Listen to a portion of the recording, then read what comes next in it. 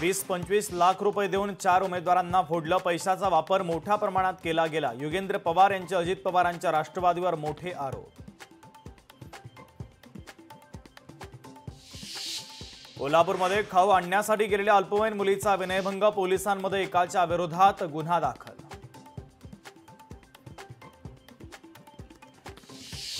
छत्तीसगड सीमेवर वर्षभरात चौथ्या पोलीस पोस्टची उभारणी। छत्तीसगडहून येणाऱ्या माओवाद्यांना आता रोखण्यासाठी पाऊल।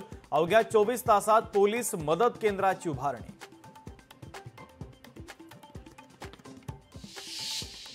राज्यात सर्वत्र निवडणुकीची रणधुमाळी, तर माजी मुख्यमंत्री अशोक चव्हाण यांची डायलॉगबाजीचा व्हिडिओ सोशल मीडियावर व्हायरल।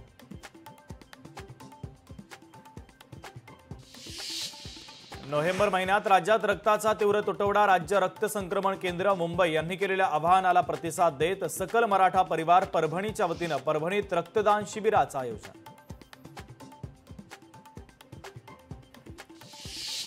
मनसेच्या वतीनं परळ येथे कोकण महोत्सव 2025चं आयोजन। महोत्सवाला मनसे अध्यक्ष राज ठाकरे यांनी दिली सदिच्छा भेट। अंबरनाथमध्ये वासुदेवाच्या माध्यमातून मतदानासाठी जनजागृती। शिवसेनेच्या आगळ्या-वेगळ्या प्रचाराची चर्चा। वासुदेवकडून दारोदारी जात नागरिकांना मतदानाचं आवाहन।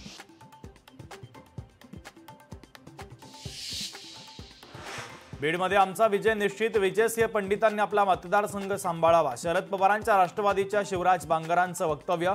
शिवराज बांगर यांनी आक्रमकपणे केलं वक्तव्य। कोल्हापूरमध्ये निवडणुकीच्या पार्श्वभूमीवर 550 गुन्हेगारांवर प्रतिबंधात्मक कारवाई। कायदा आणि सुव्यवस्था अबाधित राखण्यासाठी पोलिसांकडून विशेष खबरदारी।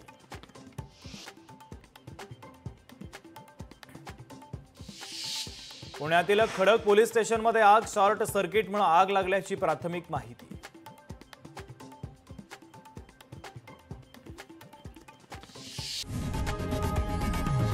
लोकशाही मराठी ऐका, पहा, जागरूक रहा।